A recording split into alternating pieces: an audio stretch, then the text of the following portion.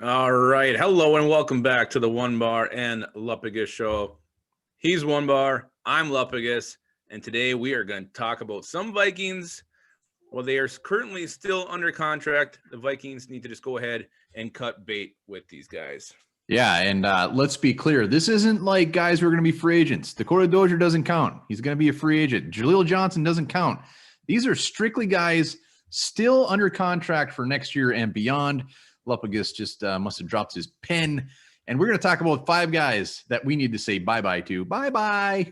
Yeah, you said it right. And these are not free agents. These are guys we just they need to go. Nothing else we got to see here. And Move also, on. we're going to say it probably the next handful of videos, but we're at 2,000 subscribers. Thank you very much. Hell yeah, it feels good. Feels good. Feels like when I got my first pube. Wow. I'm glad you just got one. Boink. Wasn't everybody to start with one? Did you get like, I was going to say like, It's kind of like the lawn, right? They just kind of come. you woke up with just with a big fro or what? Same time. All right, let's get into this. Let's talk about these 5 Vikings. This is the most uplifting video, but damn it, it needs to be said. Yeah. You can't beat around the bush here. Can't beat around the bush, no pun intended. Let's in no particular order. Where do you want to start? Well, let's start with one of those D tackles because I want to see 2 fresh faces in there. I know Michael Pierce would be one, but let's talk about not D tackle, D line. Let's go with the D tackle, Shmar Stefan. Yeah, Shamar Stefan signed through next year. I believe he is a $5 million cap hit. He's bad against the run. He's bad at getting into the quarterback. He's kind of bad at everything. People say, oh, we need to put him at 3 technique, whatever. He's played everywhere. He's not good at defensive tackle. I should. He's decent depth. We're starting this guy, and he's bad. Well, I mean, he was supposed to be the run stuffer, and he couldn't do it. And I don't think he would have made the team if Michael Pierce was healthy. I think he would have been a scratch. I really, truly believe that in my heart of hearts that he would not have been on the team if Michael Pierce did not opt out. And, he was good in 17. We went to Seattle for a year, came back. I don't know what they did to him, but they ruined him. They ruined him. They broke him, and there's no more warranty. He can't be brought back to the store. We just need to cut bait, bring him to the pawn shop, and see what we can get. We don't have a receipt for Shamar Stefan. And you're right. He was one of those names at the beginning of the season that would not have been a surprise if we cut him straight up. And you're right. If Pierce was here, he probably wouldn't be here. And with that much of money invested into him, bye-bye, move on. Let's see what we got. There's not anyone behind him that's any worse. No, Maybe. But unfortunately, there's not a whole lot that are better either. Armand Watts is the only guy who I still think has any kind of a hope, but it's Michael Pierce's job next year, and we'll find out who's playing behind him. So, all right. So Shamar Stefan's our first guy. Let's keep it on the defensive line, like you said. Jalen Holmes is entering the final year of his rookie contract. This is not about money. He's set to make like $1 million next year. Final year, like I said, of his contract.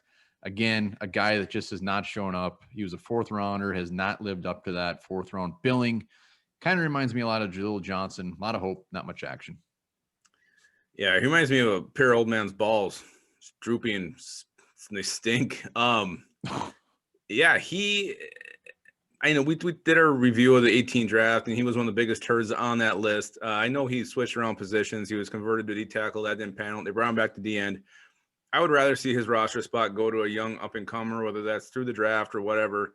I've seen everything I need to see from Jalen Holmes. I don't think he gives you a whole hell of a lot of depth.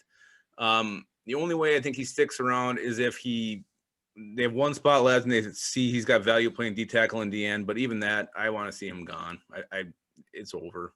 Yeah, Holmes is another one. I think if he didn't have the ability to play end and D tackle, I think he might have actually been gone this year too. He wherever he's playing, he just kind of, you don't know he's out there.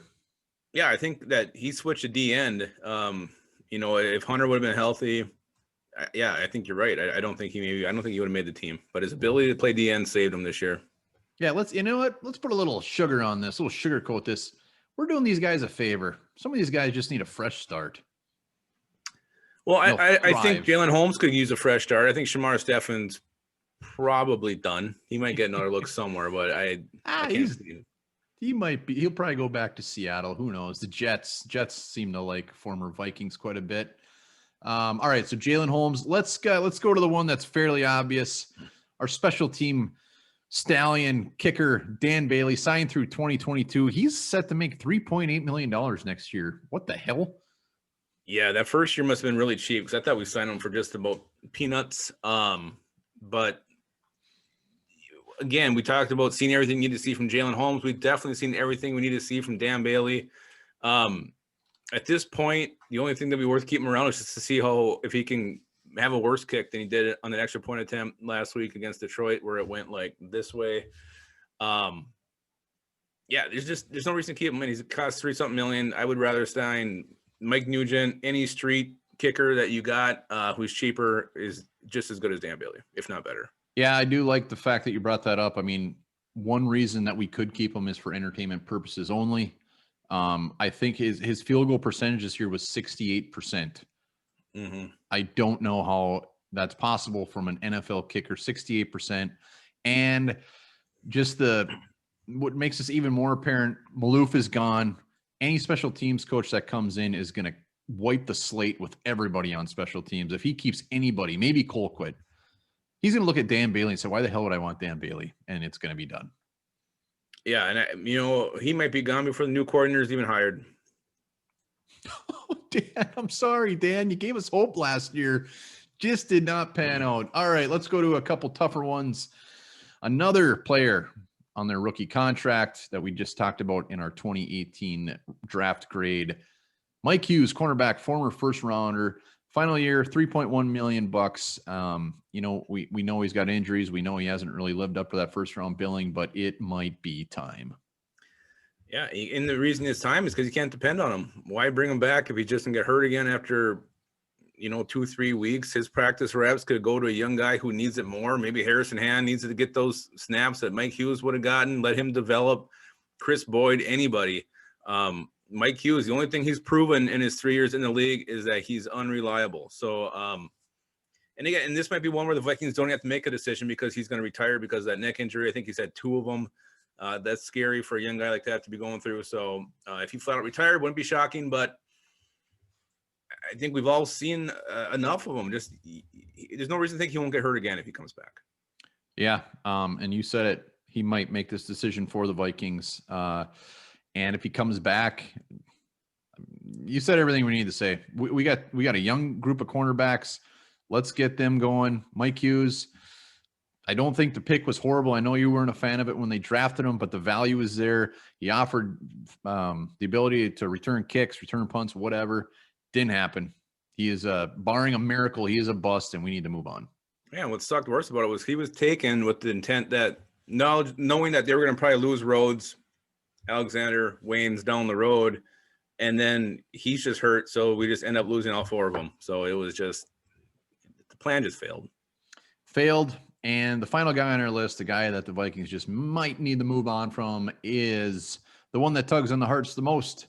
Tight end Kyle Rudolph. He is actually signed through 2023, set to make $9.4 million next year, and it just goes up from there. So this one seems like a no-brainer to me.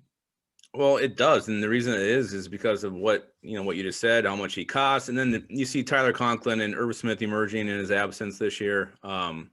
Irv Smith showed flashes last year, but he really came on, especially as a red zone target, which was always Kyle Rudolph's specialty in recent years. And Tyler Conklin too, making tough grabs in traffic, being blanketed, being covered. He really emerged as a receiver. So, from a playing perspective, the Vikings can definitely live and function without Kyle Rudolph. Where it's going to hurt is from a leadership standpoint. He's just a classy guy, a classy veteran, a player that's been here forever. The other players look up to. So you hate to lose this guy in your locker room, but he's going to be too expensive to keep unless they somehow manage a massive restructure. Yeah, man. Kyle, I know you're watching. Why don't you just do a really, really nice team-friendly deal? Come back. Let's make one final run with Mr. Rudolph. Thank you. Wow. Kyle, thanks for watching. Maybe you were the 2,000 subscriber. You must have been the 2,000. Wow. Yeah, maybe he can come back as a tight end / offensive coordinator. Maybe he can be the special teams coach. Can't do any worse than Maloof. Maybe he could be our place kicker. Yeah. You never know. All right. Those are 5 guys that are under contract that it is time to move on from. If you got somebody that we missed, make sure to hit us up down in the comments or just rip us a new one for no reason. Oh, don't do that. I can't take it. All right, we learned who the guys we should cut bait on are, and here's something else you're going to learn. If an ant was the size of a human, it would have the speed twice as fast as a Lamborghini.